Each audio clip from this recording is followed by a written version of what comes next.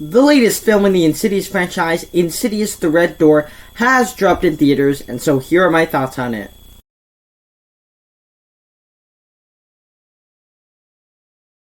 Hi, my name is Nathan, and I talk about a bunch of movies on this channel. If you're new here, down below in the comment section, share down below what you thought of Insidious: The Red Door over on my channel. I have more content like this. Check those out once this video is over. Click that like button, be sure to subscribe, and it really does help a lot if you would do that. And with that said, let's just get into the review, starting with the good. And when it comes to seeing this movie, it's simply just a lot of fun to see the return of the Lambert family ever since Insidious Chapter 2, and it's fun to see them return 9 years later. And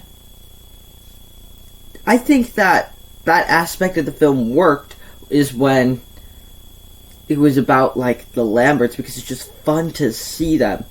And also, from the story they set up in this movie, there's some satisfaction at the very end of the film, and that can lead to some satisfying moments that this franchise has been about. And Patrick Wilson directed this movie, and you can see that he has some talent as a director. He's good at directing these types of movies, and not these types of movies, but in his directorial debut, he did good directing a horror movie with the material that he was given to direct. And so those aspects is what I enjoyed about the movie, and let's move on to the bad. And so there's quite a bit of bad to say about this film. So the Insidious franchise, the original Insidious, is, I think, a very effective horror movie. It's a very good horror film that it's just, at the time I first saw it, it was like the scariest movie I've ever seen, and I still really enjoy it to this day. And I feel like ever since then, the franchise has struggled to retain what made the first film really good, and this movie is no exception to that because of some things previously taken from other Insidious films. One of them being that this movie plays a lot like a mystery. The main plot of this movie is Josh and Dalton trying to discover what happened to them after Insidious 2, what's going on with them. And it plays out like this mystery, but if you've seen the first two Insidious movies, you already know the answer. You already know why the things are happening, in which case the movie runs in circles around it. The original film did this really well, as basically a boy, Dalton, he's in a coma, and we're trying to find out what happened to him. And that's interesting. It makes you want to go on this mystery. But this takes the mystery problem from Insidious Chapter 2. My mystery problem with Insidious Chapter 2 is that it plays out like a mystery where it says, is there something wrong with Josh? When in reality, in Insidious 2, we already know the answer to that.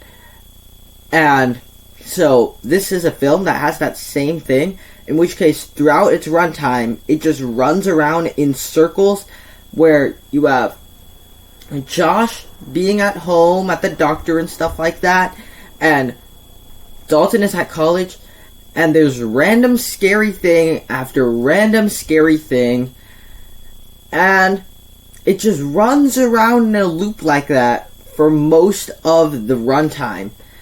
And I don't really know that that's the best way to tell your story. And so that's maybe the biggest issue with this film. And really, because it runs around in circles so much, it doesn't actually get going or move forward until more than 70% through the movie, where things actually start to go down. And that's really frustrating, that, like, this is a story that could be told in, like, an Insidious short film, half an hour, but we're stretched out to feature length with, like, a looping around in circles. And when you go to this franchise, another thing is that when you go to this franchise for, is you go to see fantastical supernatural demons and astral projection and how there's this other realm. And that feels like it's kind of sidelined in the movie. Like, it takes a very long time in this movie for somebody to actually astral project. And there's not much demons in this movie. Like, the supernatural entities we're working against to stop in the previous 4 Insidious movies. You have this demon you're working against to stop, and this movie just doesn't have that.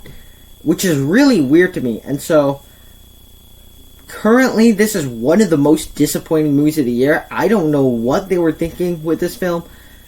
And so, final score on this one, overall I give it a C. And I will say this, it's not boring. I was entertained while watching it. I could rewatch this movie and I'll be fine with that. Because it's not a boring movie. But on a story level, it's just not very good. However, you guys might enjoy it. Like, at the theater I went in a packed theater, and as I was walking out, heard a bunch of people saying they really liked it. And so you guys might like it if you're a big fan of Insidious. As for me, I didn't really enjoy it, so there you have it. Those are my thoughts on Insidious the Red Door over on my channel. I have more content like this. Check those out right now. Click that like button and be sure to subscribe. It really does help. Thank you guys so much for sticking around to the end, and I will see you in the next one.